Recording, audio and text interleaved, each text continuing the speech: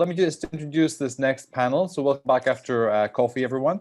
This panel is about European media, free and independent media as a watchdog of democracy, fact-checking, transparency, and the concentration of media ownership, media literacy, and access for all. Our panel with us today, again, each one will have a 3-minute introduction.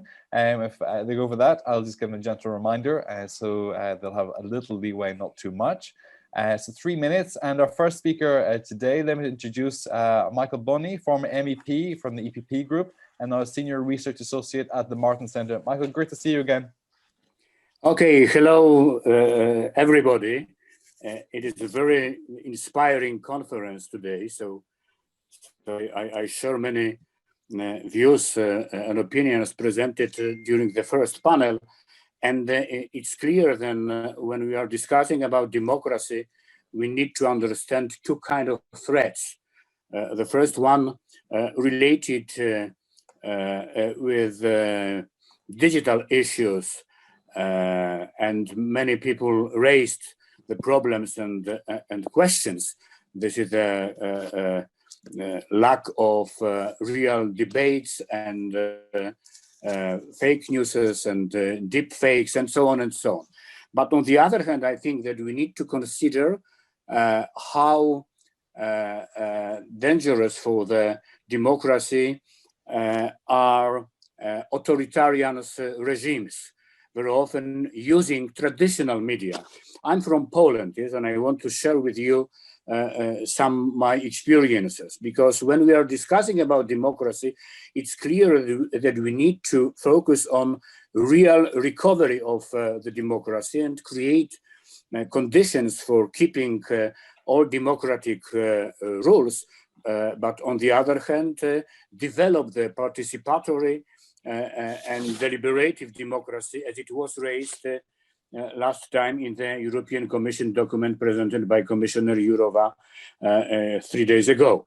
For this purpose, it's crucial to help citizens to be informed properly, to help citizens make informed decisions, to give citizens the influence on decisions making processes, and to guarantee citizens to participate in free debates.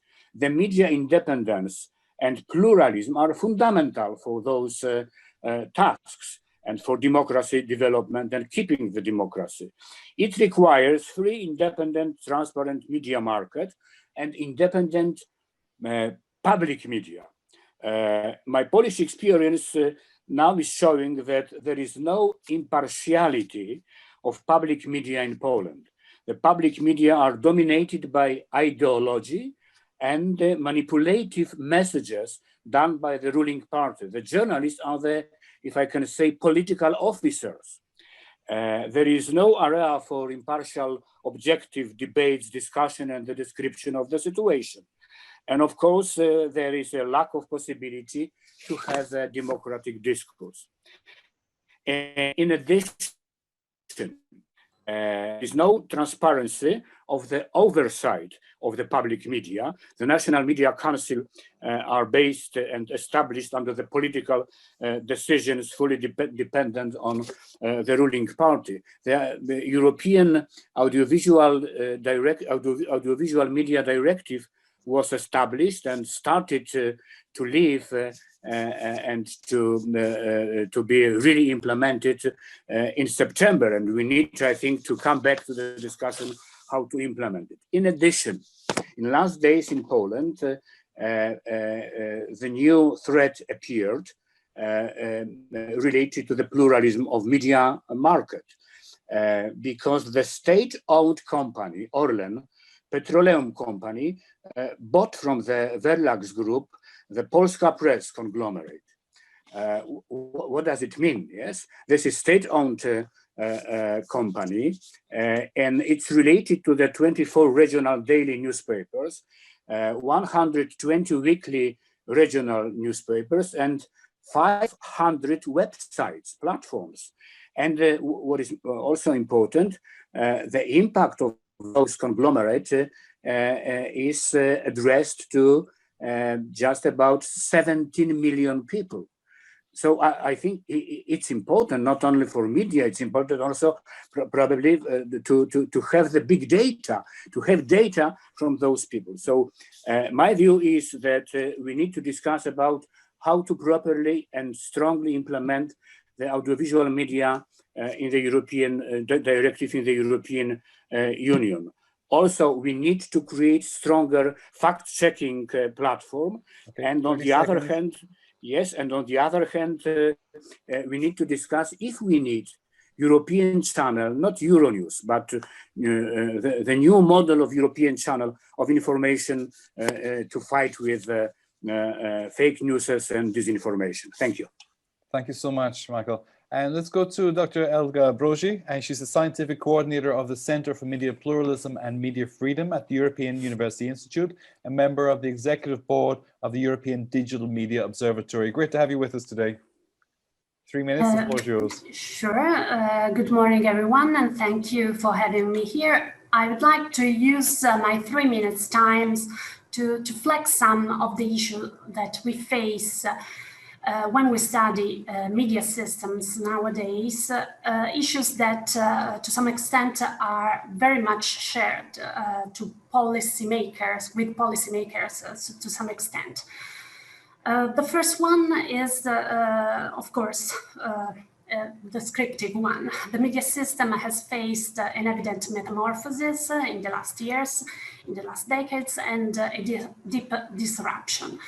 The definition itself of media in the digital ecosystem is an issue of debate amongst academics and policymakers, a term that in the past was clearly associated with content disseminated by a means of mass media distribution like press or television or broadcasting, is now used for on-demand services. I mean, the Audiovisual Media Services Directive shows it, and to some extent to social media that are definitely a different way of communicate, of distribute information. This, of course, means, and this is somehow the second point I want to touch upon, that it's very hard and difficult to find suitable regulatory and policy solutions for these new media phenomena that are so pervasive and based on one-to-one and many-to-many ways of distribution, characterized by audience segmentation, proliferation of personalized information services, algorithmic-driven communication based on consumer profiling. Moreover, what in the past was labeled as personal communication on top of this is now part of this somehow blurring media ecosystem. So I want to stress how it is difficult and challenging to find a suitable and proportionate regulatory solution. But I would like to stress that this is the challenge that the EU has to take seriously and is somehow taking seriously with this last set of communications on the digital market. So against this background, defining the impact of new technologies on democracy and to media pluralism, that is somehow the field I work in, is difficult and challenging, as it involves a holistic perspective that has to take into account a lot of different variables, because the ecosystem is really complex. And I would like to stress that this includes the need to have data to study, and to inform policymakers with this data as well. We have to ask this data now by the big players that are the main actors in this new media ecosystem. And the fact that they are mostly US and Chinese based, the power they got the fact that they are not fully transparent is making this sometimes quite difficult. And so it's difficult also to understand exactly what is going on. Victor? Sorry, Guillaume, can you put your microphone on mute, please? Thank you. Thank you. And 30 seconds. So I just wanted to flag these problems as they are preliminary, in my opinion, to any discussion on the analysis of the media system nowadays, and imply a call for transparency functional to somehow reboosting the meaning of democracy in contemporary society. Thank you so much, Elda. Okay, Guillaume, you can open your mic now. Okay, can you open? There we go. 30. You have 3 minutes. Okay, floor is yours. 3 minutes. So very quickly. And let me just introduce you, co-founder of Civica Europa Nova, author of the EEC report on Towards European Media Sovereignty, an industrial strategy to leverage data algorithms and artificial intelligence, and a former professor at Sciences Po and EBU director. Welcome. Thank you very much, and former special advisor to Vice President Ansip and President Juncker on this issue. Maybe one thing, I think we had for long forgotten that our European post-war liberal society were based upon 2 pillars. One is informed democracy, and the second one is informed social economy. And for both of them, we need a pluralistic quality information. Long, this was considered as a national matter and not a European matter. And with the digital, the different steps of the digital transformation, the traditional frontier have disappeared or are disappearing. Now media is not anymore radio, TV, press. This is digital media. Everything is digital. National language frontier with automated translation are disappearing very quickly. Everybody has now the voice of an expert, and the main competition is not anymore national or local, is against data, AI, native, transnational, social or digital platform. And this is a huge and very quick change. The problem is all our democracy and all our economic system need to work sustainable, free, pluralistic, innovative media ecosystem. So the question is, how do we do? At a specific moment, earlier we spoke about artificial intelligence. The question with artificial intelligence is, this gives a leverage effect to transnational platform. And these leverage effects makes that more and more, and this is one fact of my report, media are under dependence, and transnational platform, and somehow we can quote the data first because the Chinese are not there here at the moment. If they are very innovative and remarkable companies, behave in Europe as our former colonial society behave. They capture data, they capture resources, talent, they filter information, they destructure very quickly in some month, in some year market. And this is, and they structure also our way of thinking. So they challenge our system of values, and their algorithm, which are completely non-transparent, bring values which are not our values. So the challenge for us is to develop a holistic strategy with an educational dimension, an industrial dimension. This is the action plan of Commissioner Breton for media, and a regulation approach.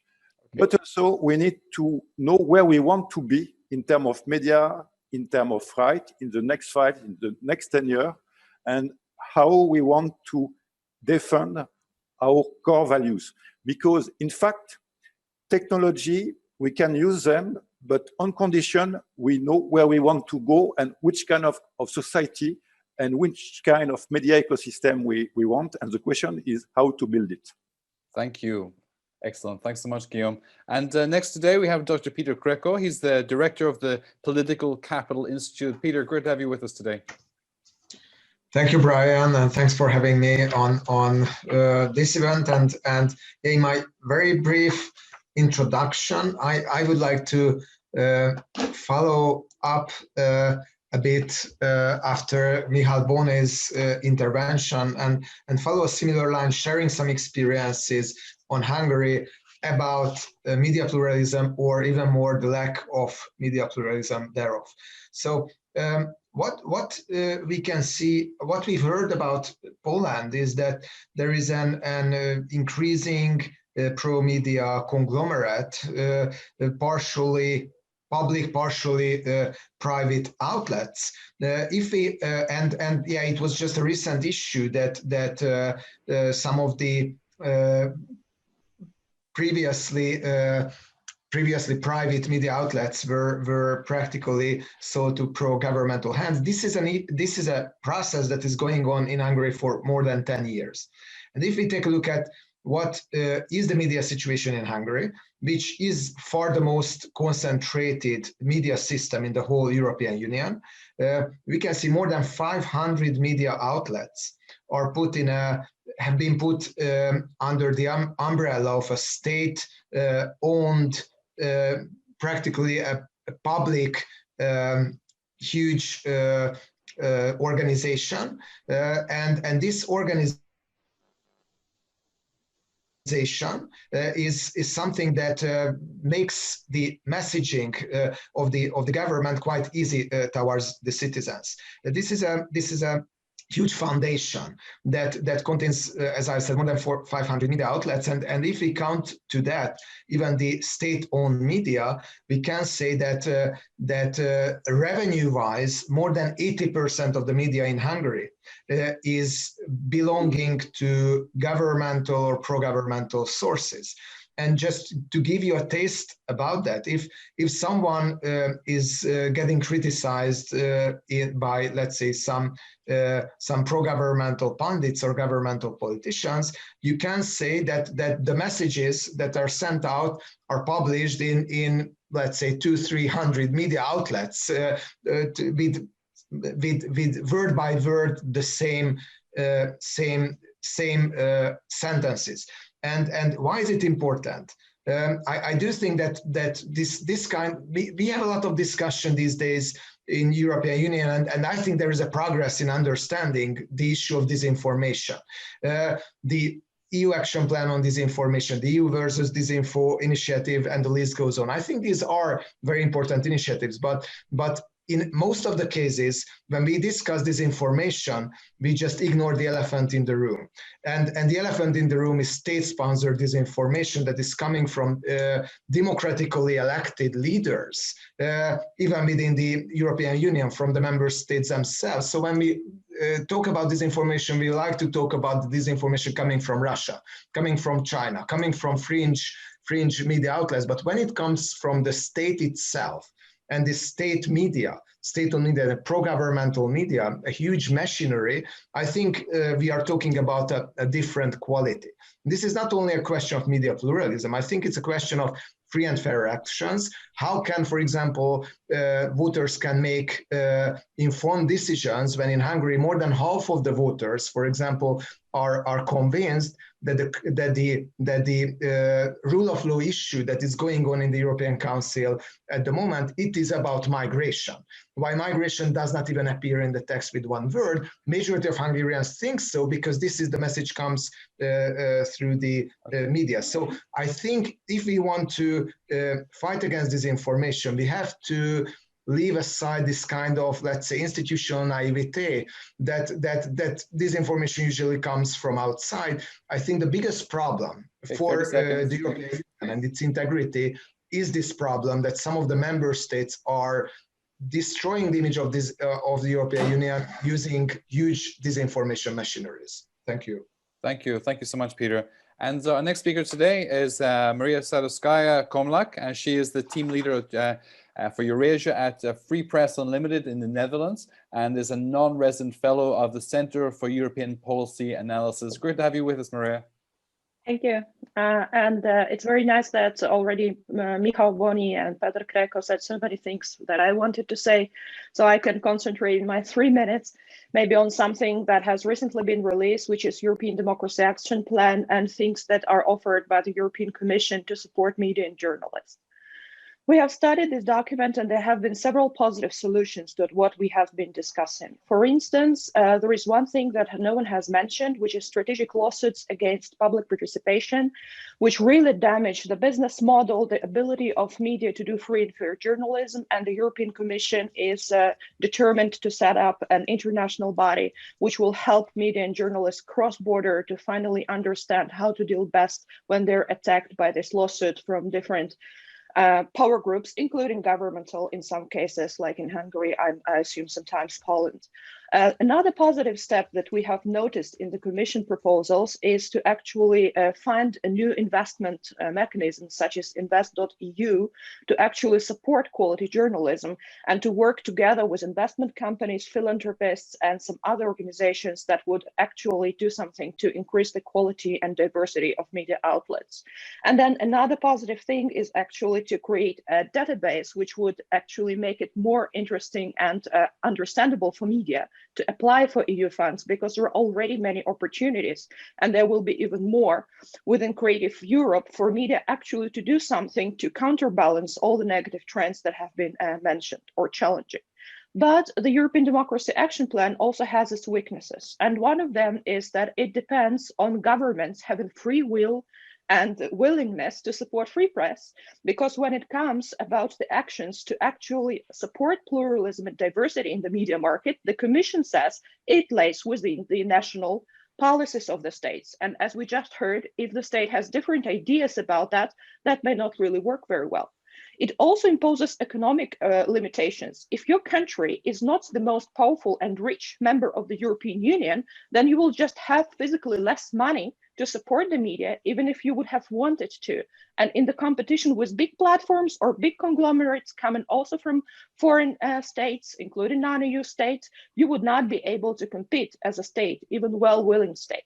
And then last but not least, I think that when it comes to opportunities that the platforms could provide, the Digital Services Act, which has not yet been published by the Commission in full, this is where the Commission also goes a little bit weak. It could have asked for the platforms more than just come up with a code of conduct and understand their responsibility for the content that is being published. The platforms could be the ones who could step in together with the Commission to support quality and independent journalism, especially in the places where it has different challenges. Last but not least, I would definitely agree with the fact that we should not always look for foreign actors when we look about disinformation, market distortion, or the people's lacking capacity to understand the news properly or the information properly. But the action in response should not only be to launch courses on digital literacy or digital health, but actually to support local, medium-sized and small-sized regional press and journalists who still adhere to the standard. So if in Poland, for example, Polska Press has been bought out by Orlen, which is 27% owned by the state, do we have another Polska Press? Do we have another network of regional websites and newspapers that could still do proper journalism to inform their citizens? Unfortunately, the answer is no. So I think that what we need to think together is how to actually make sure that the supply side is also supported and that the people who do journalism still exist and we don't only wait for the news coming from the platforms. Thank you. Thank you so much, Maria. Michael Boni, let's start with you. You know, full disclosure, I work with Euronews. I work with Euractiv here, one of the largest media and news networks in Brussels as well, with our television, and others as a journalist and producer. So I'll bring some perspective to that later. You mentioned about we need another type of European platform, news platform. No, a lot of what we're talking about here and in the introductory remarks has to do with the business model, where the money comes from. How do you see a way to create a new model and deal with the business? It has to be a viable business. How do you see that happening? You know, we have Euronews, and there is the contribution from the European Commission to this. And I think that Euronews is not playing the proper role role now in current times. So it should be considered how to change it, yes, and allocate the same portion of money or a little bigger to establishing this platform. And I think that there are many possibilities for non-governmental civic organizations to support it. At the European level, we have Right and Values program in the new perspective, so also it could be used. And as I know, in Poland, for example, we are discussing about the public media in the traditional model. It was my view. But on the other hand, we have digital media in Poland, and we have established some alternatives. There is, for example, Okopress, which is the platform, iPress, with a fantastic team of journalists, with analysis. But the question is, what is the possibility to create the impact of this? Yes, it's important for many people. It's important for civic activists. It's important for journalism and so on and so on. But I think that we need to discuss how to join European money for this European platform, and on the other hand, participation done from the countries, not governmental participation. I think it would be also important, because we need to defend European values.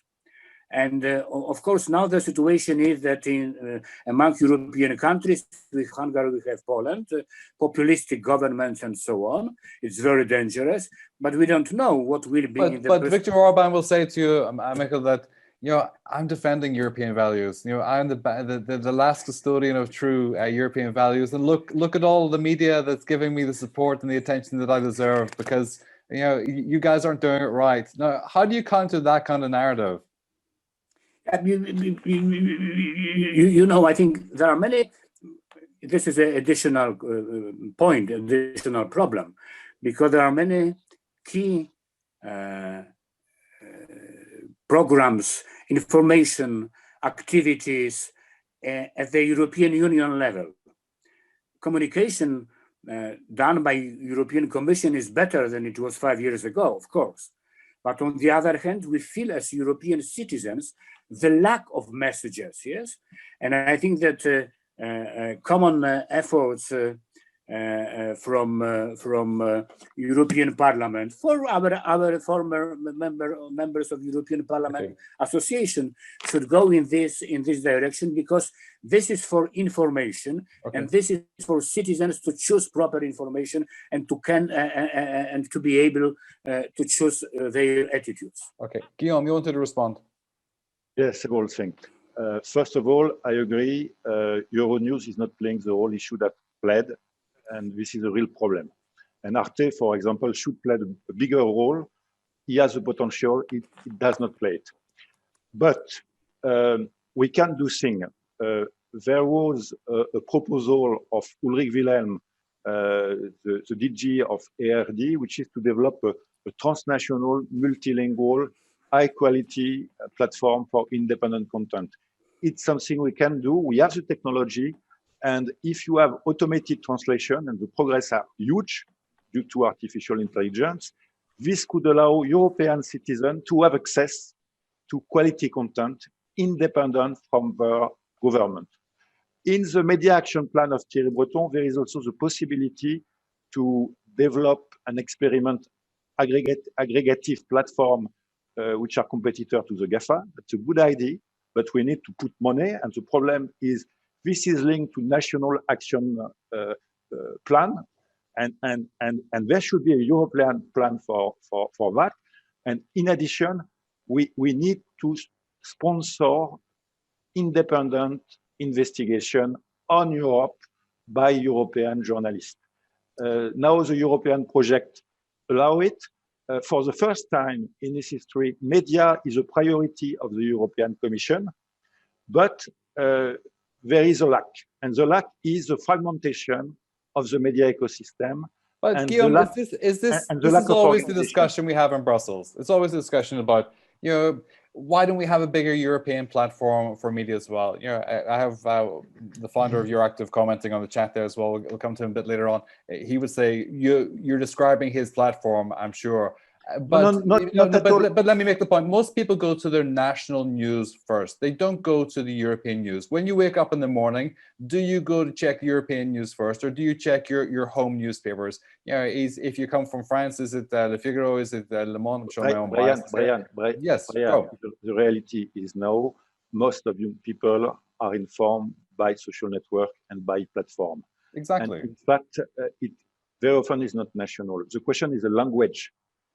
And you need to speak in the national language, and you need to have access to national content. But sometimes it's very difficult at national level to have access. I think about Poland, I think about Hungary, to have access to this content. And you want also diversity of content, and you want platforms which are attractive. We have the technology. But let me interrupt just one second. Is that correct to say that young people getting their information from social media? And yet, okay, so, and those platforms are almost entirely TikTok, Instagram, Snapchat, and you know, Facebook, they say, is for old people. So that's not even on their radar. And the Polish government has no access other than to advertise on Instagram, on Snapchat, on WhatsApp, and other organizations like that as well. So what's the problem? But Brian, one issue is simple: is we have no European market for media, and we have no digital single market. I can speak as former special advisor to the VP in charge of digital single market. And the problem is, as long as we have this strong internal digital and media market, we will be in a weak position.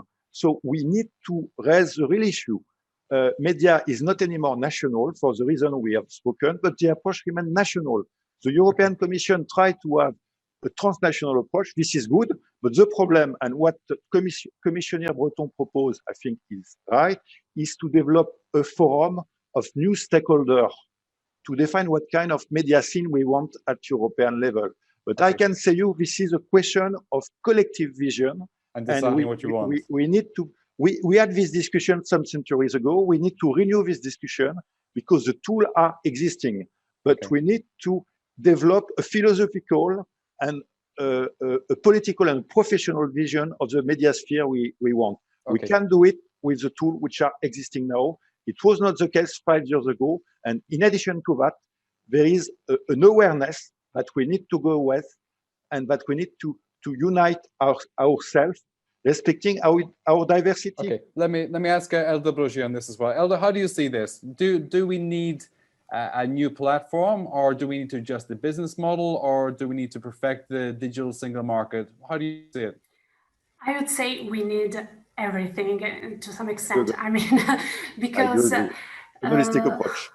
Yes, you know, maybe you are aware that within the Center for Media Pluralism and Media Freedom here at the European University Institute, we have this project that is the Media Pluralism Monitor.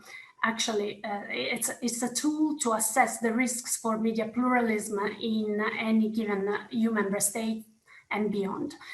And we use a very holistic approach when we analyze media pluralism in EU, starting from the very basic perspective of how freedom of expression and freedom of the media is in Europe, I mean, in each member state, whether it is respected in practice, in law and in practice. We analyze then the market situation, including now more and more how new platforms affect the media market, starting from the advertising market, for instance, and the media viability of the media market itself. And then we analyze another relevant element when discussing media pluralism, how the political communication is distributed, and what is the reach of old and new ways of distributing political communication. as it has an evident impact on democracy, as it has an impact on the vote and on the outcome of elections. And then in the end, as it was discussed already in the previous panel, we have a look at diversity, how the media ecosystem in the broad term I mentioned before is inclusive in the end. So I must say that I agree with all what was already said by the speakers of this panel. And I think that the approach that the EU has to take is a holistic approach, definitely, including a way to tackle the proliferation of disinformation online. That is another component of this broad picture on media pluralism, definitely. And we have to tackle it at European level because, once again, I agree that this is not something that can be tackled at national level. These platforms that are somehow, not somehow, are quite relevant in this discussion, have a global reach, have a great power, also political power. They have to help in, let's say, cleaning somehow the ecosystem. They have to help to some extent because we don't want to delegate them all the work. Let me ask Maria here. Maria, the best disinfectant is light, sunlight. Do we need more transparency in this sector? Is this the first step? Do we need, and if you take the view that good data produces good policy, that we need to see what's really going on in the media sector, we need to see really who's behind the advertising and the ownership, and not shell companies or third-hand owners as well. How do you see this? I would say we need two sides of that. First of all, of course, transparency is important, but it's also very difficult because otherwise the investigative journalist would not have to work with Panama Papers and so many other offshore-based businesses. The problem that has not structurally been solved for the whole world, and Europe will not solve it. However, if there are facts where you can see that indeed something is wrong with the ownership, with pluralism, with media behavior, there should be also an adequate mechanism to support the market in that country and not to bring it to the free will of the national government. And this is, I think, the main mechanism which is lacking. This is where the European Commission could have, or European bodies could have much, much greater role in actually enable the good practices and not only naming and shaming and helping to see what the bad practices are. Okay, just listening to you, I wrote down two words: spend and defend. And as I say it in some elements of this as well, you have the advertising side and the ownership side. So the owners will spend to hold on to a structure, to pay the wages. And also there's the advertising side, that you move the message, your direction, by spending on advertising. And then there's the defend side as well, the regulation. How do we protect against disinformation and fake news? Guillaume, would you say it in those two terms? And that does it really matter who owns if you can control the spend, or do you need to tighter regulation on this? Well, there are regulation country by country on who own the media. The question is, should we have a European approach? And we have a culture of dual system, public-private media ecosystem. One issue is for years and years, the progress of independent public service media has progressed, and the last 5 years, it is decreasing very, very quickly. So there is a real question about having independent public, as much as possible, independent public media, and they go on informing more or less 40% of the society. So that's a real issue. Now, the real question is not the owner of the media, is advertisement. Because if you discuss, for example, with most newspapers which are digital, in fact, 80% of advertisement goes through the GAFA. The GAFA have more. The GAFA, just Google and Facebook, together at worldwide level have more than 50% of the market, and somehow they are the real owner of the system. And this is a problem because when you have, they have the advertising, but they also have the tool to assess the audience, the measurement tool. So the newspaper don't know who is the audience and how much. They provide research and development funding. They provide tools to edit content, and they capture talent. And there, for me, there is a real issue.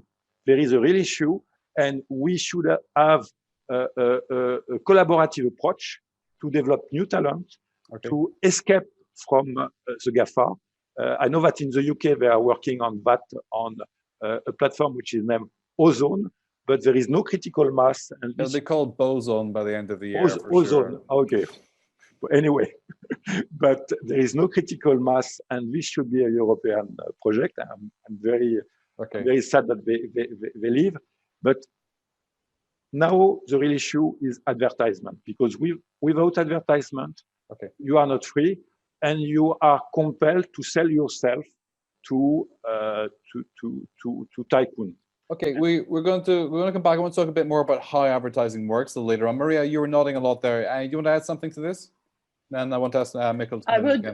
I would definitely like be on the side of how we create new content and how we help new talent to develop, because all of the measures we're discussing are about how to limit, stop the spread, punish someone. That's great, but where will you find the content providers? And I wanted to make one comment about the platforms, the social media platforms that younger people are presumably using to get their news. But who creates the content for these platforms? Are these Instagram bloggers creating most of the content that goes there? No, there are content creators there, very often with not very good intents, who are actually skilled in adjusting these packages to the social media. So if we want to go to the collaborative European approach in that, we should also think how to make sure we really foster the talent that can package the trustworthy news with local context and with a lot of collaboration into these younger people friendly formats, and not think about the platforms as something totally separate from quality journalism. Exactly. Okay, Mikkel. Yes, I'm ready. So just on this as well, on the advertising side of it, what concerns you more? People organizations that have large spending capacity for advertising, or the ownership of that media? You know, advertising is important for the business model. And I think that we need to join some possibility when we are, this is the difference when we are discussing about public media, because public media should be not only based on advertisements, should be based also on some important common as public media are for people, for citizens. So in Poland, we have discussed 6 years ago about some kind of citizens public media, changing the models of governance, changing the model of the oversight, and so on and so on. This is the idea, and this is the way. But on the other hand, we need money, and advertising money are crucial. But very often we need to put the question for which kind of platforms we need those advertisement money. Okay. Because, for example, when we have decentralized platforms, they are also very important for different social and different civic groups. We are using in Poland, for example, crowdfunding, yes, and it's going on, it's working. But when we are discussing about European level, there is no possibility to create this kind of platform without advertisement. But on the other hand, the role of this platform could be based also on the strong cooperation and collaboration with those decentralized platforms from many different countries and many different social groups and civic groups. So it would be some kind of mixture, combination, but on the other hand, it would present the pluralistic view, what is going on in many societies in the European Union. Peter, Hungary, clearly Viktor Orban's really got the perfect business model here. If you think that advertising is driven for negative advertising is 1/10 cheaper to drive an effect than positive advertising. So you need to spend 10 times more to convey a positive message and have it stick with an audience. If you want to read about that, you read a book called The Political Brain. And so he's spending on negative advertising against the EU. He funds the ownership of those organizations in terms of direct ownership, and then the advertising revenue, government spending advertising in those newspapers on those media platforms as well, sustains that business model. So it's a closed market. It's a closed loop, a very circular economy for news, don't you think? Yeah, this is a very important point, and thanks for raising that. And yeah, I think you summarized perfectly the model itself. What is pretty important is that in Hungary, for example, but I think it's true for many Central Eastern European countries, the state itself is a very big advertiser, and it can easily distort the advertisement market itself. So if you advertise as, let's say, a political decision maker, not using a public relations logic, but using a political logic, so the money has to go to the outlets that paint a favorable picture of you, instead of going to the outlets that are reaching the biggest audience, then it's easy to distort the market. According to some estimations in Hungary, about 40%, half of the advertisement market is practically by state and by the state and state-owned companies. So it's a huge amount. And if you add into that in increasingly authoritarian environments, the private advertisers themselves might follow a political logic as well when they are placing their advertisements. What does it mean? If you want to have a good relationship with the government as a big company and have some, meet with high-level political decision makers and establish good relations, which is of course the interest of all the private companies, then you have to be cautious where do you spend your advertisement money. If you spend too much in Hungary, for example, at governmental critical outlets, then it might mean that it raises eyebrows on the governmental side. And as a result, the private advertisers themselves is increasingly having this political logic in mind. I would not say that it's the only logic they have, but it's distorting the advertisement market as well. And why? And it creates a vicious circle that is hard to exit, because if this is the case, then the mere fact that you have a lot of readers, a huge audience, it does not mean that you can automatically survive and create a sustainable financial background. Okay. Guillaume, just to continue this logic as well, you spoke earlier about 50% of the advertising market controlled by Google and Facebook. Now, that's algorithm driven. That's not somebody sitting in a political press office going, well, we'd like you to spend another 20% over here or over there. And we know that Facebook in particular has prioritized certain types of negative story because they get more traction, and that will generate more ad revenue as well. So there's a darker side to this as well, which is completely separate from governments in Europe. How much do you think we should worry? Should we be more worried about advertising spend when it comes to pushing news stories which are algorithm driven, or from the government side? I think it's two different problems that need to be addressed. And both are worrying, because the question is our DNA. And both may have solutions which are not exactly the same solution. Okay. In Poland, I am sure, because there is a societal dynamic, it remains some free media, which is not the case in Hungary, because and there is a real opposition. I'm certain that we will have a political solution to the Polish situation next year. It's not obvious in Hungary, because via this foundation, in fact, this private foundation, the government is controlling 90% of the media, and there is an issue. And civil society and opposition is not as much as organized. But we saw with that There will be scandal in the next year, and I think that the Sire scandal will have some young brothers, I would say. So this is one thing. The second thing is we need to act with regard to algorithm, because algorithm, what it is. When I was at EBU, we have worked on algorithm pushing European values. What is European values when we speak about media? European values is universality, the capacity to speak to everybody, diversity, the capacity to have different kind of content which can be contradictory. It means responsibility. We do not promote any kind of content, etc. So algorithm obey, respond to a philosophical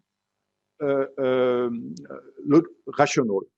And this rationale can be philosophical, it can be economic, it can be US-minded, etc. We are a European cultural civilization, and we need to have algorithms which are in line with our civilization. And the algorithm of the GAFA, we don't know because they are not transparent at all. So what can we do? What can we do?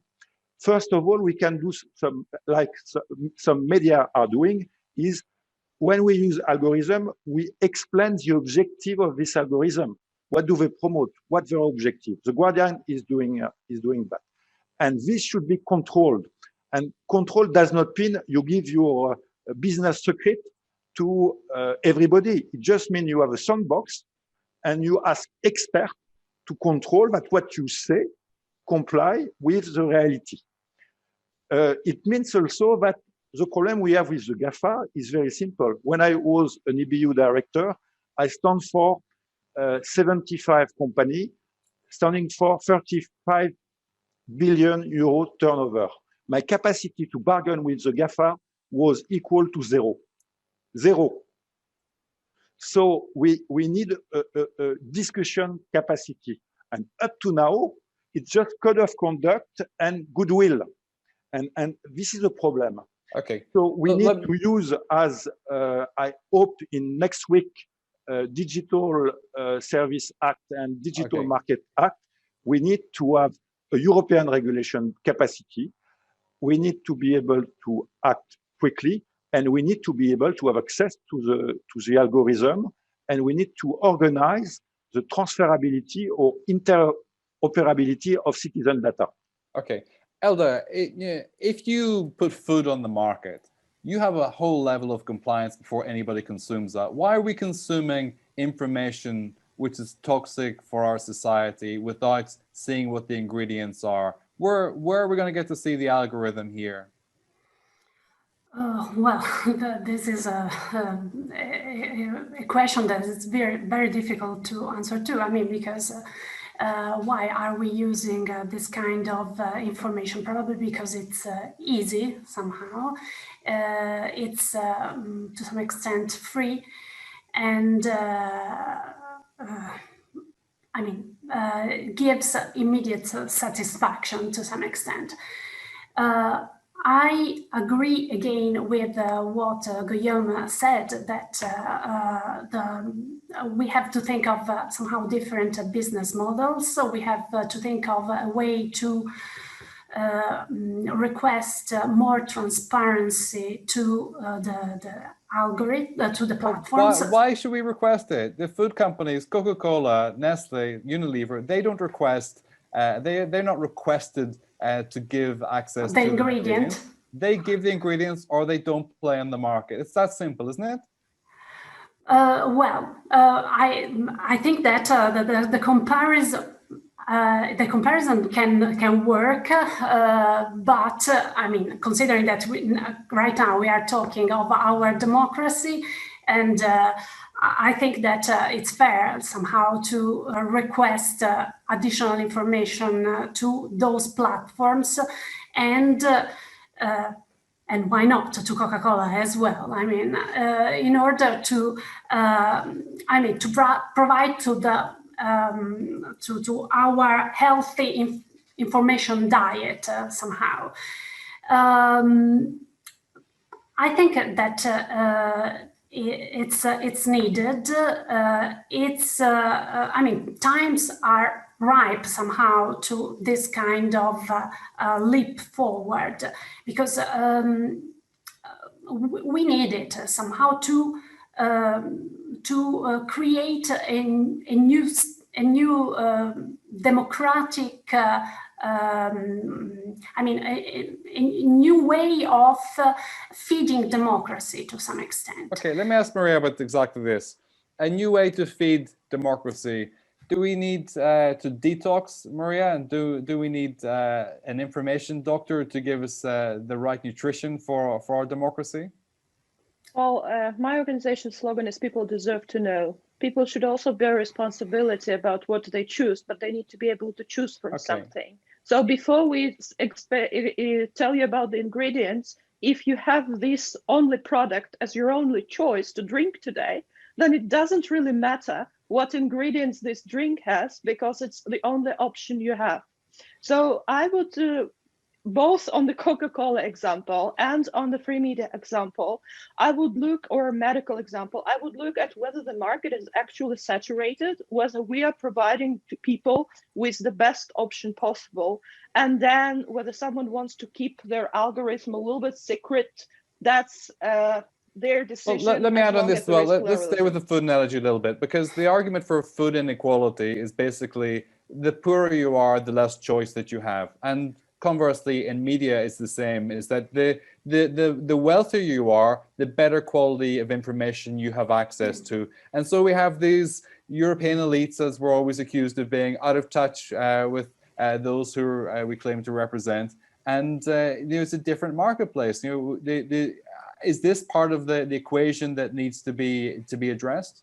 Can I just add to that? Sure. If the market model of the media would indeed push the quality media to introduce paywalls and to charge people for membership, clubs to become, and to limit access to information on that basis, then indeed we create the bubble where the wealthier you are, or the wealthier your state is, like Scandinavians or Netherlands, the better quality of product you receive, because also third-party governments and companies would always provide their offer for free, and also on a very high quality level production-wise. But I think the crowdfunding example of Okopress and some others, which Michał Boni has provided, is actually a good example where you can still charge the willing for information, but give the product for free to everyone, the high quality product. So there should be incentives in the market that tell you that paywall is not your best option if you need profit, that there are other ways to do this. And I think without the European institution doing something about it, the probability of it is very small. Michael, good news doesn't sell. I don't know if that's breaking news for you. So how do you sell good news, well-intentioned analysis, and fund that on a pan-European basis? And how do you detox a multitude that has been fed toxic information, which it's addicted to? Yeah, but it's a key issue. But I want to say that we have started with this kind of toxic information with the process of tabloidization of media. And it was earlier than digital media grew in this way, as we understand and as we see now. So the question is, what is the message? If the message is simplified and without any possibilities to give the holistic picture of the situation. And I think one of the answers could be related to our users' literacy, because we need to focus also on media literacy, and especially in current time, on digital media literacy. It is important for critical thinking. We are not educating people, young people, how to use some tools for critical thinking. They are going after and following all information without any efforts to check. This is also the theory, disinformation and conspiracy theories and so on and so on. So on the one hand, we need to fact-checking platforms. On the other hand, we need to digital literacy and media literacy, and teaching people critical thinking. And last but not least, we need to regulate digital platforms, make it much more transparent. This is for the discussion how to make it. But on the other hand, we need to come back, I'm sorry, to the implementation of European audio media directive, because it's crucial for the traditional media. We need also to raise the last point, the question: what kind of media are impacting on different generations?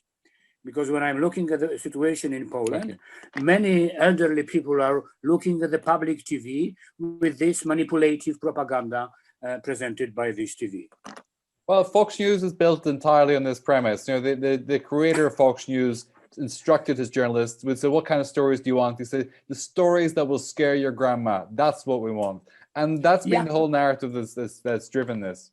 Okay, Peter, we're going to switch over to do Q&A in just a couple of minutes. So I'll ask each of our panelists to do a 30-second highlight before we do that. But Peter, you know, George Soros is 90. What's going to happen when he dies? Who's going to be the bogeyman for Viktor Orban to write headlines about?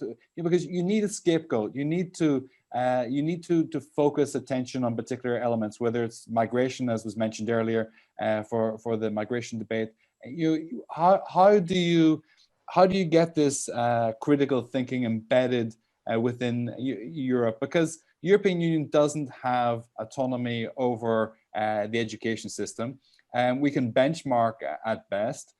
So how do and the earlier that people are taught this skill, the better. You know, my kids are 12 and 14 now, and making them watch The Social Dilemma on Netflix and still have them defend their choice, so-called, of content when they're watching YouTube. They don't get that it's been fed to them based on their previous watching.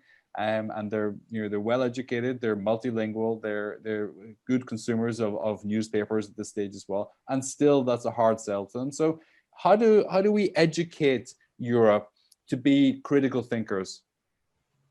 Yeah, very good question. First of all, I don't underestimate the creativity of the Hungarian government in coming up with new old enemies. The biggest problem is that, I mean, Brussels is becoming probably the most important boogeyman, of course, in cooperation with George Soros in the Hungarian media. The good thing is that despite of all these attacks against Brussels as the boogeyman in the last 8 years, the support of the European Union in Hungary is really high still. So and in Poland also, which is really interesting.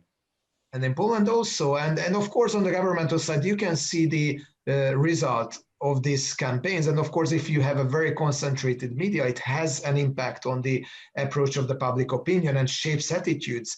But it's not totally omnipotent. So there are limits to this process, which is promising.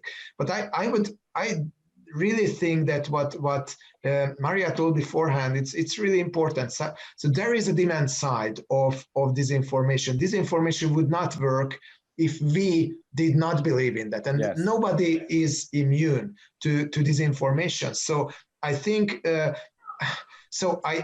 do think that it's very important to talk about institutional narratives and institutional solutions from the education sector, from the media, also of big tech companies. But if you focus too much on this top-down approach, then we are not talking enough about the consumers and some of their responsibility. And I think if we just send a message over and over again that people themselves are responsible for believing in fake news as well. And of course, they are not the only one, but they are not just innocent victims of this process. And then everyone has to digest the news themselves. Everyone is responsible of not to entering into filter bubbles, to what to consume on social media, on what to watch on the news. And I think if we use the argument that if you are just if you are a lazy news consumer, then finally you will be just misled by everyone and you will be the tool of others. It is probably a good first step for persuasion. And one other thing that I mean, I used in my courses, for example, on fake news and disinformation. If you ask students to come to fabric fake news and disinformation, it's a fun exercise on the one hand. It's something that they can easily realize on the other hand, how easy to come up with such narratives that are seemingly logical but are totally nonsense. Let's see how many of your students get a really great press officer job in the Hungarian government. Okay, this 30 seconds for each of you, just your highlights on this, stick entirely to the topic today. So digital convergence, what digital changes do we need to make to benefit society and strengthen democracy? Guillaume, 30 seconds. En français, parce que tout est traduit. Moi, je crois que le vrai sujet aujourd'hui... Ok, je crois que le vrai sujet aujourd'hui pour les Européens et pour se sentir pleinement européen, c'est à la fois d'avoir un engagement sur l'unité du continent, qu'aucun pays ne se sente mis à part, mais en même temps que la diversité des Européens soit mise en valeur et que chacun puisse parler sa langue. Okay.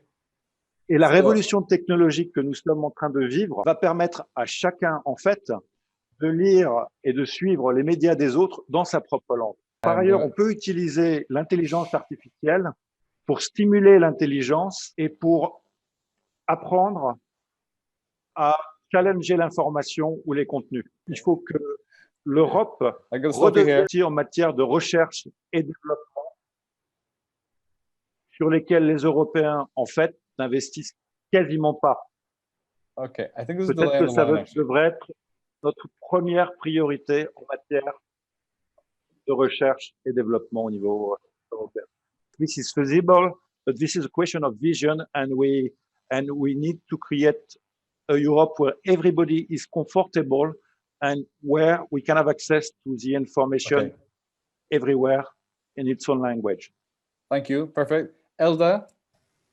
Yes. Well, I stress again that in order to safeguard our democracy, we have to take an holistic approach and holistic policies on media.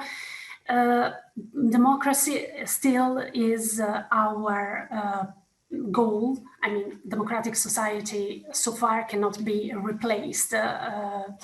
And I don't want to seem too conservative in this, but I think that probably we have to think of different ways to face this digital disruption, and also what are the problems of the traditional media landscape.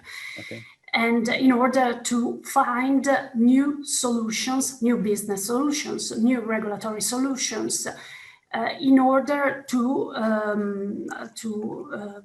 achieve in a different way the democracy goal. I think, I don't know, if platforms are having too much power somehow, and also economic power, let's think from a regulatory point of view and also from an economic point of view of a tax that can maybe feed new media in the European ecosystem. Or let's think of how disinformation impacts political systems in terms, I don't know, whether a specific electoral system is more affected than another by the spread of fake news. Okay, let me stop you there, and I've got to really stick to time here for the others to move on to the Q&A as well. So thank you, Mikkel Bonny, and then Maria, 30 seconds. Peter has already indicated he said his part in that. So Mikkel, please go, 30 seconds. Okay, firstly, public media should belong to citizens, not to the states. It's a problem of organization, but I think we need to put the problem. Secondly, we need to use civic alternatives for information and for free journalism, and to disseminate in the country, in the societies, among societies, and also at the European level. Thirdly, we need to develop and ensure in our educational models digital media literacy and critical thinking development. And the last point is related to recovery of the democracy. Not only depending on media, but on the other hand, using new technologies for e-democracy, for participation in decision-making processes, for platforms which will be able to create our feeling that we can have influence on some decisions and prospects. Thank you. Okay, improving the demos. Thank you, Maria. I think what we can do is to make it less profitable to become partisan, to control media by the state, profitable in a way that the rule of law procedure didn't actually mention Poland's media situation at all when it was started against Poland. Well, it mentioned Hungary when it was too late. So the European institutions, I have the power to actually make it less comfortable for the governments, big tech companies to censor media. And it should use its instruments and platforms, already existing ones, better for that. Perfect. Thank you so much. Now, what we're going to do is move to the Q&A. You don't have to respond to all the questions. I'm going to ask one person. If anybody else wants to respond in particular to that question, let me see your hand. And I ask you for short responses to each because we have a lot of questions and I really want to honor as many of these as possible. If, I say this to our audience, if we don't answer your question now, it will be responded to later, okay? But I'm going to try and race through as many of these as possible. Okay, let's start with some of the former members as well. And okay, let me see. So Bridget Langan, she wrote earlier, in the news today, for EMA, we learned that there's a hacker attack on biotech data. Was that correct? Maybe someone replied to that. So Sofia Mazjes Kukovic, sorry if I mispronounced that.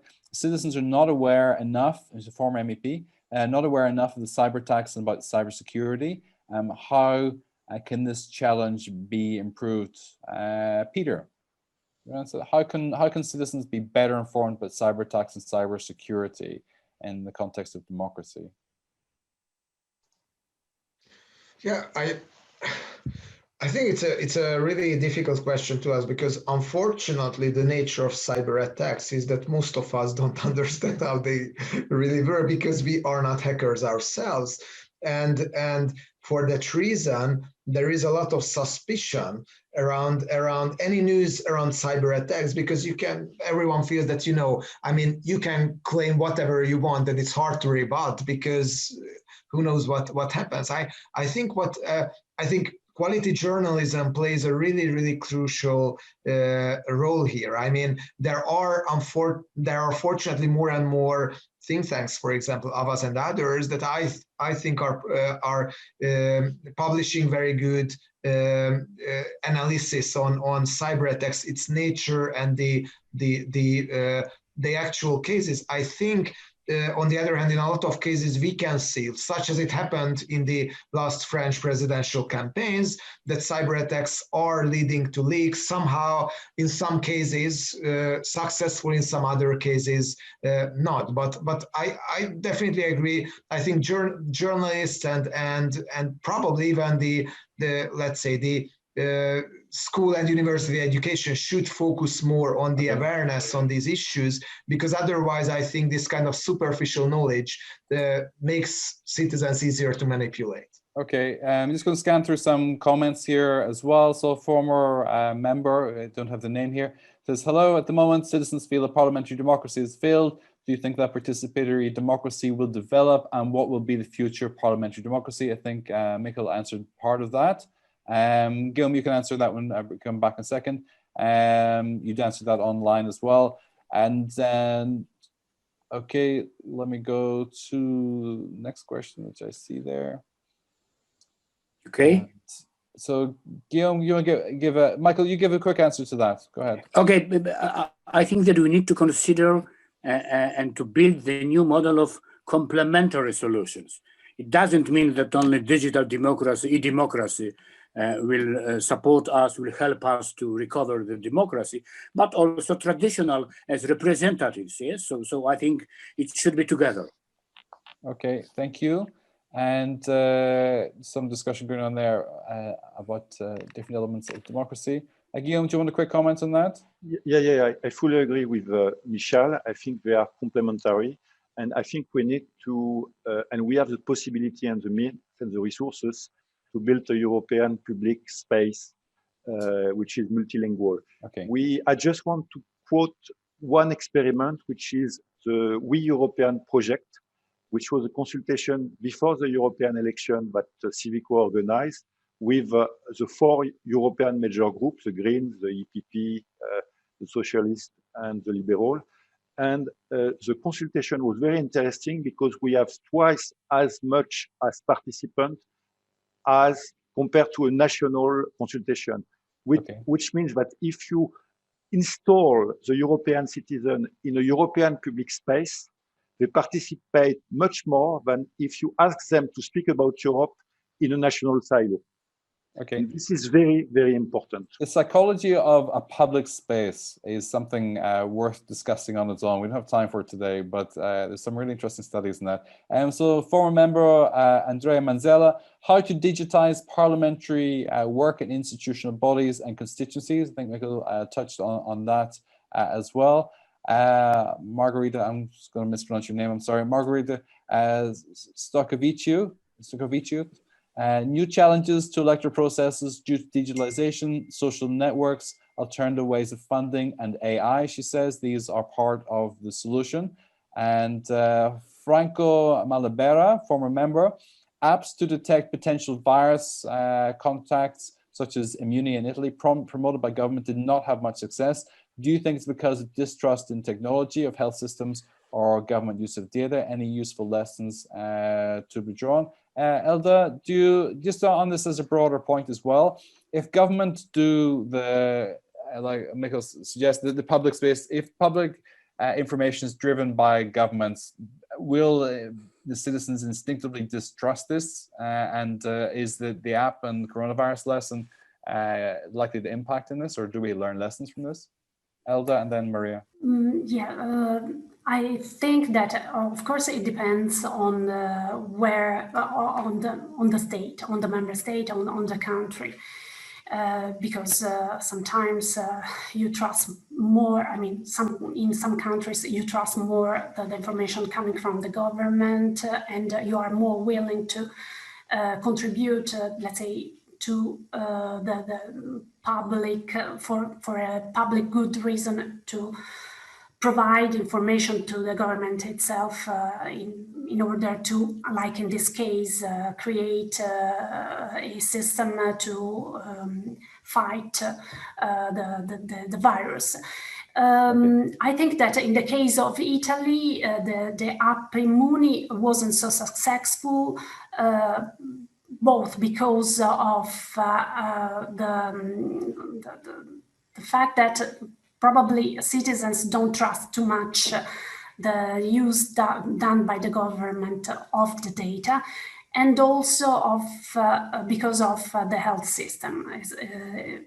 If you receive a notification from the app, you then have to refer to the administration, to the health system, and sometimes if it doesn't react quickly, it is a sort of trap. I mean, it's perceived as a sort of trap for the person who is notified. Ironic, isn't it, that the citizens don't trust public apps which are designed for their own good, but they will consume government-driven news agendas without thinking twice about it. In Italy, we had this recent case of this app that was created in order to have the refund of certain amounts spent during the shopping of the Christmas time, and apparently this was very successful. So it depends, probably. Depends on the option. And Maria, I want to ask Maria on this as well. Maria, just before you speak, there's another comment here which is related, another former member. So we need a digital strategy, they say, that would follow European values. Wouldn't that be a chance for Europe on the global level to compete and for European level as well? Is it trust of consumers that will decide, and a value-proofed AI might be a chance to gain that trust. So, Maria. Okay, let me first refer to the previous question. Sure. The study in Finland has shown that the higher the trust to the government is in the society in general, the more successful are the attempts of the government to actually, for example, expose disinformation. So I think this also can be extrapolated to the COVID and everything else. You have to do your homework in between the crisis to have this trust. Secondly, on the question asked, I definitely see the space and place for the European Union globally in developing such value-based AI, but then the European Union should have courage to stop bringing the issue of quality news and media on the national side when it comes to money and decision-making. It should agree that quality journalism and media in a very broad space, including the technologies, are international and European Union level sphere of decision making. And I think this shift has only been starting and has not started yet on the political level. We see now the budget talks and Hungary and Poland's questions about rule of law. So I believe that if the European Union really becomes so bold and says we want to regulate this sphere more as well, there might be also some very strong comments from some of the member states against European Union taking this role. Okay, we have a question from Eva Quistorp, she's a former member. What about cyber war now against EU institutions, like in Amsterdam now with the struggle for pharmaceutical research as well? A lot of issues bundled up in that. Peter, just in terms of cyber attacks on European institutions and how that relates to disinformation as well. Bill Clinton was one of the first to do a rapid rebuttal system. When the attacks came, you had to respond immediately. If you don't respond today within 24 hours of the news cycle, your message will never be disinfected again as well. Are we too slow in our cyber war for disinformation, Peter? I think democratic countries will, to a certain extent, be always a bit more slower than authoritarian ones, because I mean these practices have stronger democratic oversight. On the one hand, they have to go through usually more complex approval processes. So I don't think it's a weakness in itself. But I think on the other hand, retaliation can be very important. And for example, after the cyber attacks in the 2016 elections by GRU operatives, which are really, how to say, well-documented ones since then. So it's a proven fact practically. It's not just some kind of conspiracy theories that Russia interfered in the 2016 American elections.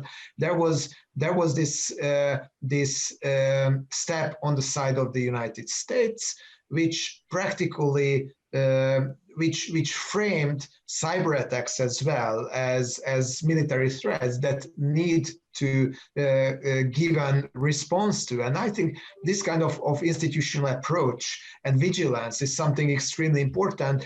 And even if I do think that we cannot just fight fire with fire. So if we think that the cyber attacks and the malign practices on the cyberspace that Russia and China are using are unethical, I think there is no way to replicate the same kind of tools, because the West would just lose its moral ground to counter them. But on the other hand, I think that good institutional responses and quick institutional responses are needed, and to bring it as soon to the sunlight and to the public discussion as possible, and also to raise it on the diplomatic level and have some consequences, as it happened after 2016 with the sanctions from the United States, for example. Okay, just to say we have Ulysses Cortez back on with us as well. Open your camera as well so we can see. And Ziga Turk is still online with us as well. Ziga, I can see you there. And so they could continue to participate here with us as well. Eva Kustrup, MEP, could we learn from the judicial process in the USA now against Facebook, and why did the EP and the EU not support Max Schrems against too much data collection by Facebook? And what about treaties with China and the scoring system? Ulysses, you want to take that? Well, yes, thank you. So I believe that there's very small steps ahead, and we are trying to stop Facebook to collect data, and they had us like 6 weeks ago, and they claim that they will send back all the services from Europe if you do not accept their services. And it will happen the same with WhatsApp from February on. So they are producing new rules. That's Microsoft that is also producing new rules. And basically, I'm not entirely sure, but basically the idea is that you will accept that your data is not stored in data centers within Europe, but in the States. So the law will be applied in the States. So we have to face the idea that maybe this kind of communication through the giants of internet had to change. And maybe, as Mr. Tork said, what we need is to promote new ways of interacting through the net. And also his comment he put in the chat as well, that we need to elect more ethical representatives as well as part of the solution. I agree, totally agree.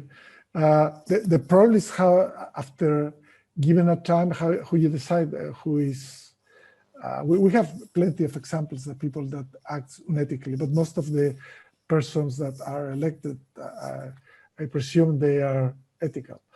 But once you find a problem, you have to do something in order to refrain that kind of actions. And maybe more direct democracy will be helpful in that. Thank you.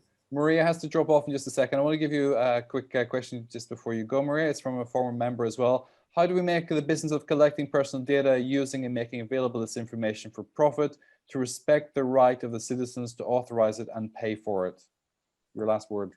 There are two sides of that. First, citizens are already given this right, but very often when they're asking about consent, they just press, I agree with all. So there has to be more education on the citizen side of what's already available. And secondly, well, regulation and financial incentives. I don't see any other ways to make businesses deal with data differently. It should be not profitable for them to use the data without an informed consent. Maria, thank you, and we'll see you again soon. The rest of the panel are going to stay with us for a few minutes more. Ziga Turk, same question. How do we make the business of collecting personal data available for the information for profit, but respect the right of the citizens to authorize it and pay for it? Is that possible?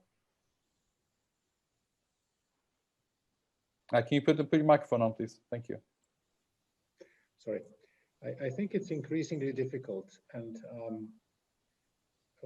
I think what is happening is a competition of various institutional and legal systems growing up, and companies already can choose whether they will choose to play by the rules of European Union or by the legal system of the UK or of the Americas or of China. Now, businesses sometimes are quite flexible when it comes to obeying the national rules. Like you have Microsoft, Apple, no problem working in China and doing things as the Chinese want. I think what the future holds is probably also a little bit more flexibility for the citizens. Okay. So that I, as a citizen of Slovenia, could choose that, well, digitally, I would like to be the citizen of X, of Estonia maybe, or of United Kingdom, or of the United States, and I'm happy to live by those digital rules. In digital, you don't have, I mean, geography doesn't really matter much.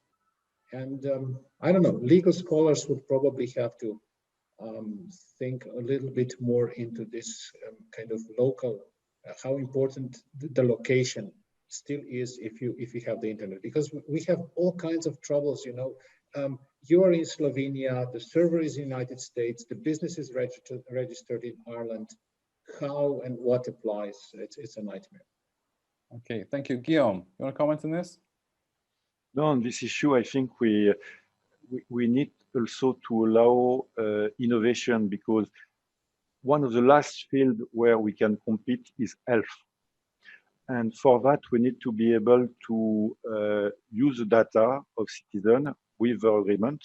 But in fact, we need also to develop new quality data, because the COVID crisis showed that the quality of data we have with regard to health is not as good as it should be.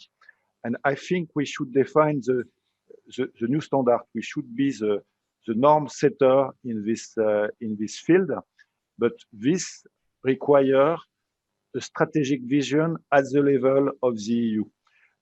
Earlier, there was a question about can we win this digital war? We can do it if we have a transnational approach and if there is a good cooperation between defense and private industries. That is the secret of the US and the platform. That is the secret of China. That is the weakness of Europe. We really need to break this taboo and to have a political debate on this issue. Otherwise, we will be follower. And the problem with the platform leveraged by AI is this gap is increasing very, very quickly. Excellent. There's the question I wasn't going to read out, but it's been posted twice, so I'm going to do it. And it's from a former member: who owns the internet, with 25 question marks after it as well. I think it's a great question if you think about it in a broader perspective. I have an answer. Go ahead, Guillaume. I have an answer. I thought you might. There is a reflection from Tim Berners-Lee what I saw when I was at the European Commission, which is with the web as it is now, which is not the one he wanted. Europe can't have the lead. So you need to think out of the break and to think the next generation of the internet. And Tim Berners-Lee, so the founder of the web, proposed a new project which is solid, which will allow to collapse the monopolies of the GAFA and to redefine the rule of the web in a decade. How do you do that? In a nutshell, how do you do that? It's a solid project.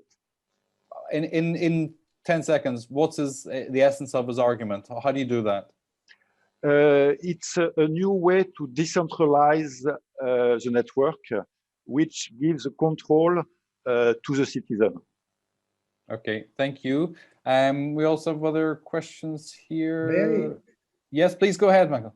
I very strongly subscribe to the idea that nobody owns the internet. And actually, if you would like to pinpoint what is the internet, there is nothing to own. Yeah. Services, etc., etc. So, as to the monopoly of GAFA, these letters change all the time. These monopolies are not nearly as persistent as the monopolies in the steel or railway or telecoms. There's always some new kid on the block, which will continue to happen.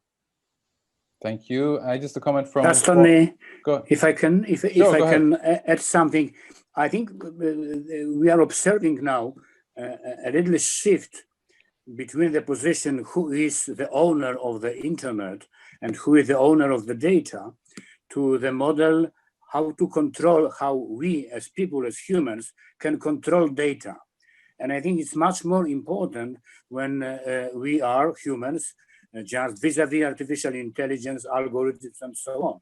And during the discussions on those issues in data governance, there is also the model and some restrictions and some conditions how to share the data.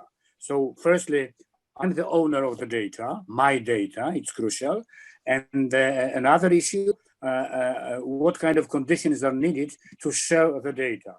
And we need to talk about ethical aspects, we need to talk about transparency, and then we need to talk about the explainability. So I think this is the conversation, and this is the topic which will follow us to the future. Thank you. Ulysses wants to comment, and Elda. Yeah, so one thing, we have two elements in internet. You have first the infrastructure. And what happened is that most of the states sell the infrastructure to private sectors. So, and then we lost the channel. Now, what happened is that the companies own both the software that manage the data and the data that has been given by the users using contracts that were never regulated by the states. So now the damage is very high, and they may tell you that they don't want to have all your data anymore because it's too much and you have to keep it and screen it and clean it. So what we have to now is regulate the kind of algorithms they are using. And it may be against the innovation, this free innovation, but if we want to be sure that our data keeps within us and only by us. And I believe that there's a lot of data that can be used for the social good as the health data, but only by the states. I don't want Google Doctor or Yahoo Doctor taking my data. And I believe that the UK was trying in a given moment to sell clinical data of all UK citizens. Just hang in there for a few months. Yeah, it was really good. But so, and the main thing is that now what we have to revoke is this capability of these companies to keep doing things with your data. Someone before you said this metaphor of Coca-Cola or food as the comparing with data. Well, is this a very good idea of the data as the new oil of these times? But what happened now is like with oil, is more complicated to get new and valuable data. You have to go drilling deeper and deeper, so there is most costly. So they need to get with new markets, but they already have the money. Thank you. Elda? No, I just wanted to stress that somehow internet is the infrastructure, and sometimes the idea that Google and the platforms are internet misleads. And I mean, there are companies that are exploiting somehow the network, and they are private companies, and we have to deal with them in this sense. I just wanted to add this. Okay, something we didn't really touch on earlier, but I think it's super important, is the evolution of quantum as well. Guillaume, Thierry Breton, he's talked a lot about quantum capacity as well. You talk about it in the context of industrial strategy. Quantum has the capacity to shift the disinformation age to a hyper level, which we just haven't seen before. And what I mean by that is that the computing that's done at the moment in terms of your profiling will be accentuated, and you layer in deep fake video, for example, with that as well. And you got a hyper personalized misinformation system globally as well. And we have a lot of comments on the chat about the need for regulation, about how the law is behind innovation always as well. If there's one area where I think we're behind the curve in terms of regulation, it's the next wave of quantum computing and how that will shift this information. Guillaume, how do you see that? Well, I think it's too early to regulate when we don't know exactly what we can do with. But will it be too late if we don't take action now? No, but the question, I think the question for us is what do we want to do? Is really what do we want to do? Is not only to have a regulation approach, is do we want to be the first power in terms of health? Do we want to have a much better health quality information? And in this case, how do we develop a strategy to equip all hospitals with AI power, new generation microscope, which are connected and which allow to follow pandemics? This can be done, but this means that we have a vision, a strategy. And I think the real topic for Europe is not only to regulate, it's to know where it wants to be in 20 years and to develop projects in this field. The US is doing with different agencies, but China is doing, we are not doing. So, okay to regulate quantum, but what for? How do we want to use quantum to change our society and to respect our values? I think the role of the conference on Europe should be what kind of society we want to be in 20 years, and how do we use the potential of this technology that we can understand in order to be in this direction. Okay, so we need a positive and not a defensive approach. Okay, technology. Let me put this to Ziga and Turk as well. Ziga, in the context of what you discussed in the first panel about the permissionless innovation as well, how do you see quantum computing in the context of democracy and misinformation? Actually, I'm looking forward to it because it's the next level of speed of processing, and you know, the step from what we have now to quantum is not so different from the step when we had pen and paper and what we have now. So it depends on what kind of uses we find for that. And I think the scare of fake news, I mean, in the 2020 US elections, nobody's speaking about fake news. If Trump won, probably there would be some discussion. But I think this was a little bit inflated story. Well, do you really think that America's now so polarized, and there's no sign of that being retracted, and the essential cause of that is disinformation, whether it's originated from Fox News, or that narrative is solidly embedded and it's sustained because of misinformation in the United States. Do you not agree? It depends what is the cause and what is the effect. There's a paper out, I don't remember who's the author, but he's saying that in democracy you have this oscillation where you have a period when left and right go more to the extremes, and then they come together, they go to the extremes, they come together. Yeah. And we are in this process when things go a little bit to the extremes. We have to be careful not to repeat some of the stuff. That so we're in a stock market crash at the moment, and we're in a moment of correction, and the market should adjust and take account of reality again. Is that a fair analogy? Probably. I should think into it, because in both cases you have basically human instincts and human expectations built into what's going on. Mikkel, you wanted to respond? You know, I think that there are some unpredictable solutions. I don't know how to respond to quantum technology, but on the other hand, I agree with you that probably the scale of disinformation during the US elections was the same as it was 4 years ago. But because fortunately, not Trump won, so I think this is not the topic, but the topic will come when the Biden will start, and this is a real problem, how to tackle, how to govern so much polarized society. In the European Union, I think we are standing just before a very big discussion and the problem of disinformation when we will start the process of vaccination, because there are many conspiracy theories and fake sciences, yes, and I think we need to understand it in a serious way, because I think it will be the new line for polarization of our societies. So we need to start, and also we need to tackle disinformation. So disinformation is active, and it's finding some new points and new areas and new topics to polarize societies. Okay, anyone else on this? Ulysses doesn't want to touch it. Okay, I'm just going to ask you. Yeah, Guillaume, go ahead. Just regarding disinformation, I think it's a matter of education, but not only about media literacy. It's a matter of education with regard to scientific culture. And the DNA of Europe is humanities, but also scientific culture, which help us to challenge a certain number of things. Full agree. And I fear this is decreasing.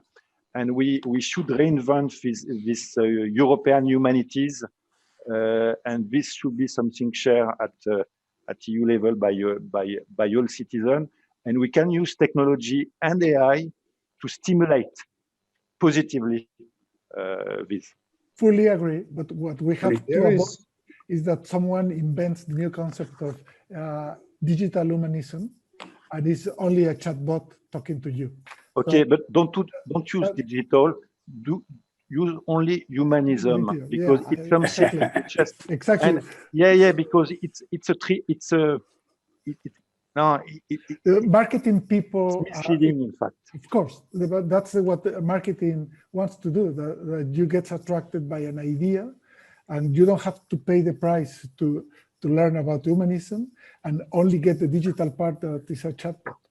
And there is a bank here that is using this concept, that is only, it's called Bankia, and they are only have a chatbot, and they are talking about humanism, come on. So yeah, fully agree, we have to return to the sources and make the people read. But someone addresses the issue of to which sources people address, and it goes by age. So you won't find people that read, young people that is reading books anymore. They are more attached to their mobiles or their pads, and the information and culture goes like that. And it's very clear that more and more, because we are providing those services, people first read the resume of the abstract of any work in internet, and maybe can have the book, but never. So that's well, my kids are getting a bunch of books for Christmas, and they're getting less screen time until they read them. So that's the deal. Listen, we've had a super discussion today. I'm just going to do a quick roundup, and then Hans-Gert will say a few words, and then we're all off to lunch. So we'll not detain you much longer. Really, I'd like to thank all our panelists today. You've made super contributions. I've learned a lot. The perspectives were varied as well. Like I said earlier, it's really important. One man, one woman sharpens the other as well. We can't live in our own silos and hope that we're going to find a way out of our problems like this. So thank you. So bear with me. I'm going to scan through a bunch of notes I've scribbled from this morning. And we kicked off really with human rights and the rule of law connected to freedom. You know, we're not in China. The rule of law has a different perspective here in Europe. We're about freedom. As Hans-Gert said, it's not a communist driven state where there is one narrative only. Democracy, the majority decide, but we must defend the minority as well. This is to do the essence of what it is to be European for the broad majority of us. We're looking at value-based AI. This is really important. And the starting point of our processes is what will drive us. And we should be in Europe the norm setter, not the rule taker or the marketing strategy taker from large commercial organizations or government organizations beyond our borders as well. We need to recover democracy, as Mikkel Boni said as well. And user literacy is key to the agenda for this recovery. Critical thinking, teaching critical thinking earlier, and teaching our children how to navigate this new digital world. But like we understood today, there are different age groups, there are different ways this needs to be done, and the time frame for this should be accelerated as well. We shouldn't wait to see what happens any longer. Advertising or ownership, the two different elements when we're talking about who controls the media, and sometimes the real control is not in the hands of the obvious player. Spend and defend was a subject we spoke about earlier as well. Do we need to look at the spending, or do we need to look at the regulation as the way of managing content online? And Guillaume was talking about new talent. We need a new talent within the EU, and we need to nurture digital talent in the EU if we're to get a grip on this, if we're to accelerate our own innovative capacity and to be able to manage these complex legal problems and democratic problems and not be driven by the consequences of these, because the innovators on the other side are also extremely talented. They're commercially driven. It's a different set of values. And so the willingness to support freedom, you know, what is it that we're prepared to put on the table? You know, we need to keep the dialogue open. We can't censor because we don't like the direction, but we need to give people the capacity to decide. This is critical. Maria was speaking about this. You know, we don't like everything that's there, but people have to make their own minds up. Otherwise, what are we talking about for the quality of our democracy? We spoke also about copy-paste politics, where large media organizations are controlled directly or indirectly by governments in Europe as well, and where 500 news agencies or outlets or platforms can disseminate a copy-paste public instruction from the government, and how that disseminates across the world. So the elephant in the room, state media being pro-government because of the political and financial incentives that is given there. So we need an informed society, as we were saying, an informed society that is able to be informed about the democracy, but also about the economy as well. How we make decisions in a conscious and judicial way.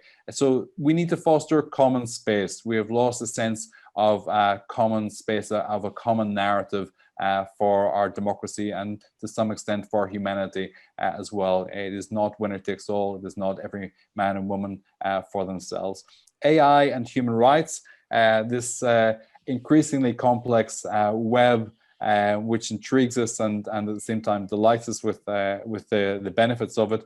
The legal framework, as Fenya was saying, we must foster innovation as well. This can't be a barrier to development, otherwise we end up with a Chinese wall of technology barriers which didn't serve them well for 1,000 years. We don't want that. We look, as we heard earlier, to the Enlightenment, to the Renaissance, to the Golden Age. We have a way forward, but we need some self-confidence and speed of action to be able to do that as well. And democracy as a learning process as well. I thought it was very interesting today that we do tend to take our democracy as something static, and yet it is always being an evolving concept. But if the values hold still, perhaps we can be more flexible with the implementation of that democracy and make it more inclusive and improve the quality of the demos as well. So unbiased data sets as well, everything that we've spoken about. If the data sets are rigged or deliberately or biased, by accident or by prejudice, inherent prejudice of the designers, then all these discussions will be nudged in one direction or the other, all the commercial activity nudged one direction or another. So tech morality has got to be at the core of the whole discussion. If you want to sum it up in one simple phrase, it's values first. Hans-Gert. Thank you so much, Brian. After your excellent conclusion, nothing in principle has to be added, but I would like to add just a very few remarks. This was a very fascinating morning, and I want to thank everybody. And I am more convinced than ever that it's right, our principle in the European Union, unity in diversity. And we have to defend a pluralistic society, and democracy does not mean the dictatorship of the majority. We have to defend our values and minorities as well. And now what is needed is the political will to defend our values. I believe in our values because there is nothing in the world what is better than the European Union. It's not a paradise, but when we compare the European Union with other countries, and China was mentioned, Russia was mentioned, even the United States of America, I think we can be proud what we have achieved, but we have to defend it, and we have to have a strong political will, and we need solidarity in the European Union.